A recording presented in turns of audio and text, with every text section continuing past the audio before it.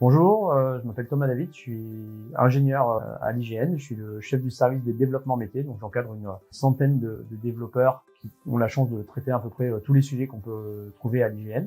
L'IGN, même si son acronyme ne le dit pas forcément, c'est l'Institut national de l'information géographique et forestière. Qu'est-ce que ça veut dire? C'est-à-dire qu'on fait de la géographie, mais aussi on s'intéresse beaucoup à la forêt, en particulier à un sujet qui s'appelle l'inventaire forestier. On en a parlé récemment dans les médias, on essaye de savoir comment évolue notre forêt. Ça, c'est aussi l'IGN qui le fait, même si c'est moins connu. Alors, vous connaissez l'IGN forcément sous l'angle des cartes papier. Aujourd'hui, la cartographie, c'est encore un petit peu le papier, mais c'est aussi beaucoup de numérique. Et c'est également beaucoup d'appui, et ça, vous le voyez forcément un petit peu moins, d'appui aux politiques publiques. En fait, l'IGN, notre travail, c'est fournir de la donnée pour appuyer les politiques publiques, pour permettre le pilotage par la donnée, en fait, des décisions publiques. Alors l'IGN est clairement un acteur technologique. De l'innovation, ça fait 80 ans qu'on en fait. Quand on pense innovation à l'IGN, le premier sujet qui me vient finalement, c'est le sujet de l'intelligence artificielle. On en parle beaucoup, et l'intelligence artificielle, c'est une réalité à l'IGN. On a recruté énormément de gens qui maîtrisent bien cette technologie, et on l'a mise en œuvre, comme on dit à l'IGN, à l'échelle, c'est-à-dire pour tout le territoire, pour arriver à faire une cartographie des sols. Concrètement, qu'est-ce que ça veut dire? Ça veut dire qu'on est capable de savoir s'il y a un bâtiment, s'il y a une route, s'il y a un étang, partout en France. Autre défi technologique, la 3D. Aujourd'hui, on ne peut pas se passer de la 3D pour bien percevoir les phénomènes. La 3D, qu'est-ce que ça veut dire? C'est-à-dire qu'il faut être capable de produire avec nos avions, en fait, de la donnée en 3D. On utilise pour cela une technologie qui s'appelle le LiDAR. On a un grand programme qui s'appelle le LiDAR HD. Le principe, c'est de créer des nuages de points hyper précis de l'ensemble du territoire. Et puis, un troisième défi, ce serait les géocommuns.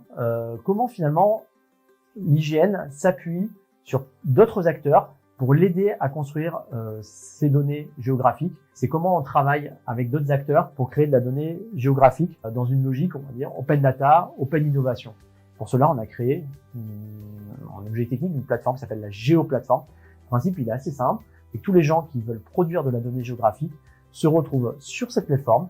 Et dans une logique de commun, en fait, on va construire de nouvelles données et on va les diffuser au plus grand nombre. Finalement, c'est quoi la raison d'être de l'IGN? L'IGN, avant tout, on est cartographe. On est cartographe depuis 80 ans, cartographe des changements, parce que la cartographie, c'est avant tout produire des données. Et les données, ça permet de donner à voir, ça permet de donner à comprendre, ça permet d'accompagner ces transitions dans nos territoires.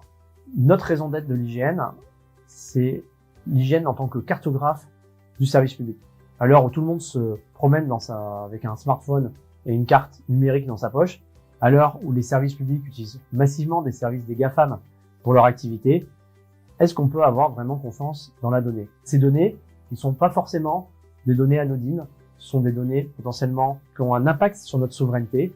Et notre enjeu, c'est de fournir une alternative crédible à ces services pour que la puissance publique garde la maîtrise de ces données. Une deuxième facette de l'IGN en tant que cartographe du service public, on travaille avec les écosystèmes dans une logique de développement des communs numériques. Qu'est-ce que c'est finalement les communs numériques? C'est nos ressources numériques. On va se mettre ensemble finalement, on va faire avec pour la produire. Évidemment, ça fait complètement écho aux communautés open source. La dernière raison d'être de l'IGN, c'est les enjeux techniques.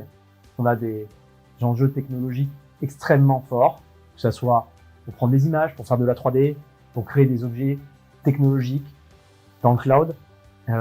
Ça rend le quotidien passionnant, et ça le rend d'autant plus passionnant que finalement, on fait pas de la techno juste pour de la techno, on fait de la techno avec un sens. Le sens, c'est accompagner les transitions, permettre aux collectivités, à l'État, à la puissance publique, mais aussi aux citoyens, de mieux s'approprier les transitions qui nous attendent. Et moi, en tant qu'ingénieur, j'ai la chance d'avoir un job passionnant parce que, à la fois, je suis confronté à des sujets techniques hyper exigeants, hyper variés, et en même temps qui ont beaucoup de sens au quotidien.